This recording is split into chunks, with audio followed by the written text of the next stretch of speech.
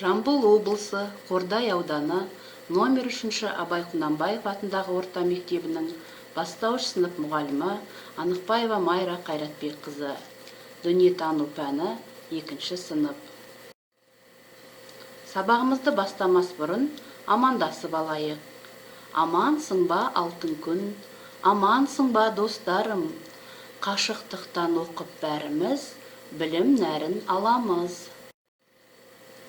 Енді өзіміздің қашықтықтан оқыту барысында қолдануға тиісті ережені есімізге түсірейік. Мұғалімді мұқият тыңдау, мұғалім ұсынған тапсырмаларды ұқыпты орындау. Тапсырманы орындау барысында ата-аналарымыздың көмегіне жүгіну, орындалған жұмыстарды мұғалімге жолдау. Балалар, мен сендерге бейнетаспа тамашалауды ұсынамын.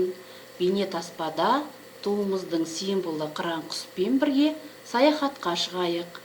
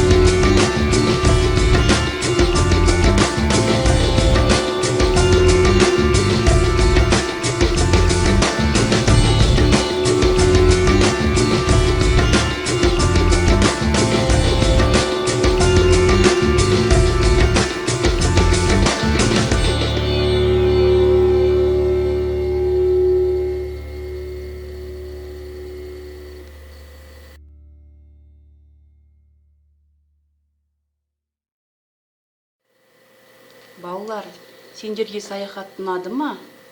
Біз қыран құспен Қазақстанның бірталай жеріне саяхаттап келдік. Ендеше мына сұрақтарға жауап беріп көрейік. Жауабымызды ойша, ой елегінен өткізіңдер. Бірінші, бейнетаспа не туралы екен? Екінші, саяхатқа шыққанды ұнатасыңдар ма? Неліктен? Үшінші, еліміздің қандай көрікті жерлерін білесіңдер? Төртінші, саяхатқа шығу үшін қандай көлік түрін қолданар едің? Неге? Бесінші, саяхатқа шығу үшін қандай басты құрал қажет? Сұрақтарға ойша экран алдыңда жауап беріп көріңдер. Ал бүгінгі біздің сабағымыздың тақырыбы сонымен балалар Қазақстанға саяхат. Сабақтың мақсаты туризмнің негізгі түрлерін ажырату. Сабақтың критерийлері туризмнің негізгі түрлерін ажыратады. Сен бүгін сабақтан не білесің? Қазақстанның туристік жерлерімен танысасың.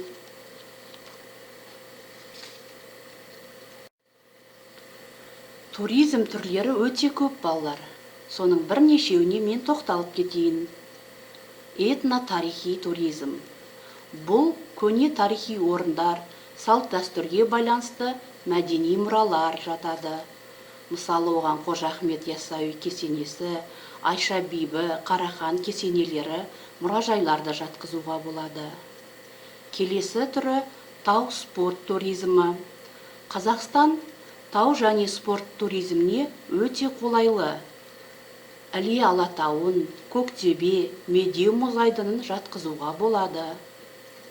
Келесі туризмнің түрі емдік сауықтыру.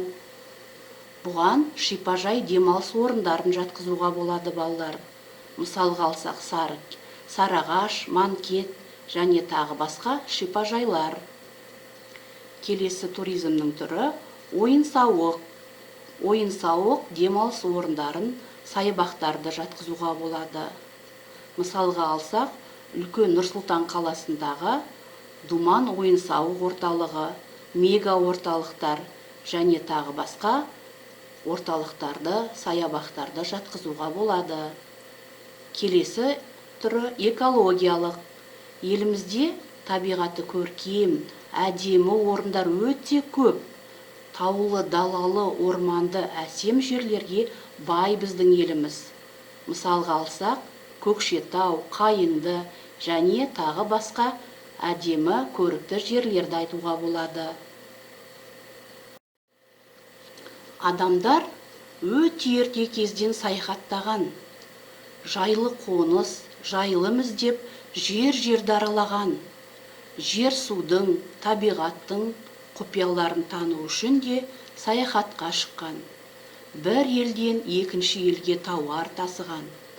Саяхат адамның өзге елді, жерді көру немесе демалу үшін сапарға шығуы.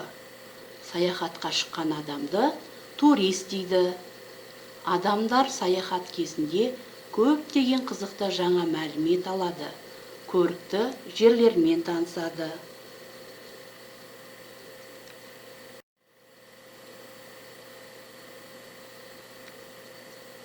Балалар, мына картаға жақсылап зер салып қарайық. Бұл Қазақстанның картасы және әр қалада көрікті жерлер, әдемі ғимараттар, әсем табиғаттар бейнеленген. Сендер жақсылап қарап назар аударыңдар.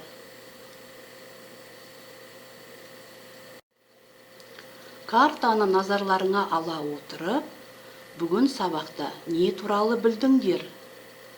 Соны айқындау мақсатында мынадай тапсырма ұсынбақшымын. Сенен жауап күтемін әдісі арқылы тапсырма ұсынамын. Картаны пайдалана отырып, туризмнің қандай түрлері көрсетілген жаз. Сенің Қазақстанда туристік саяхат жасаған жерлерің бар ма?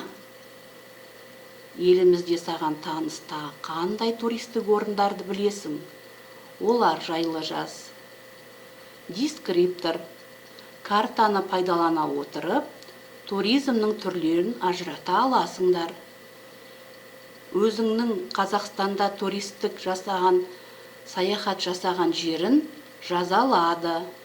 Еліміздегі тағы қандай туристік орындар бар екенін білесіңдер. Осы дескрипторға сүйене отырып, жауап жазыңдар.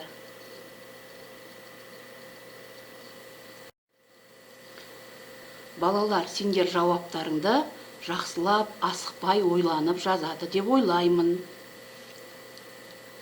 Және бүгінгі сабағымызды аяқталмаған сөйлем әдісі арқылы қорытындылап, сабаққа кері байланыс жасап, маған жолдаңдар. Мен бағалаймын. Бағаларыңды күнделік KZ-тен электронды журналдан көрулеріне болады. Мен бүгін не білдім? Маған не қызықты болды? Мен неге таң қалдым? Мен не екенін түсіндім? Мен оны өмірде қолданамын. Көп нүктенің орнына тиісті сөздерді пайдаланып, бүгінгі сабақтан қандай әсер алдыңдар? Не біліп, не түсіндіңдер? Соны жазуларыңды сұраймын.